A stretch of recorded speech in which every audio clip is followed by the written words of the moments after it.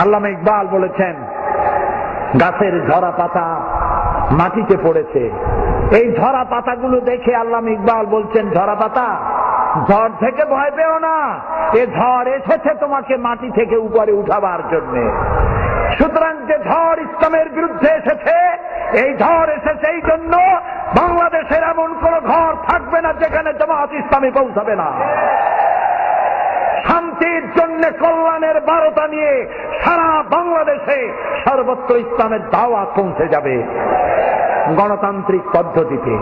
শুনিয়ে যাই কোরআন সামনে নিয়ে আপনাদেরকে, এই গণতান্ত্রিক পদ্ধতি মধ্য দিয়ে কোরআনের আইন বাংলাদেশে প্রতিষ্ঠা করার জন্য যদি 100 বছর জামাত ইসলামীকে অপেক্ষা করতে হয়, জামাত ইসলামী 100 বছর অপেক্ষা করবে, তবুও সন্ত্রাস এবং চরম পন্থা অবলম্বন করবে না, করবে না, করবে না।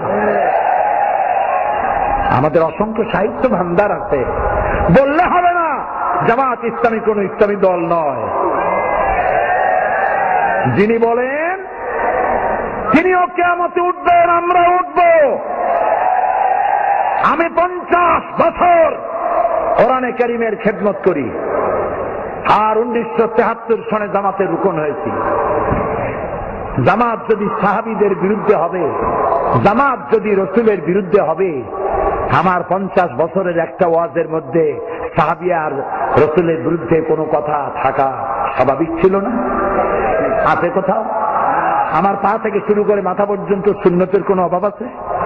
সরছিনা মাদ্রাসায় পড়েছি, খুলনায়ও পড়েছি। ওই যে জামা কাপড় পাইছি বহুরূপী কোনোদিন হই নাই, যেরকম দাড়ি ওই রকমই আছে। আপনারাই তো দেখতেছেন, উল্টো পাল্টা দেখছেন, উল্টো পাল্টা দেখছেন। আমাদের আকীদা খারাপ। কি খারাপ হইছে আকীদা? আমার কোন নেতা আকীদা খারাপের কথা বলেছে? আমার নিজামী সাহেব, মুজাহিদ সাহেব, আমার এমপিরা, আমার নেতৃবৃন্দ, আমার গোলাম আজম সাহেব কে বলেছেন সাহাবীদের বিরুদ্ধে? জানতে চাই, কে বলেছেন নবীর বিরুদ্ধে? আপনারা বলেন জামাত ইসলামী কোন ইসলামী দল নয়।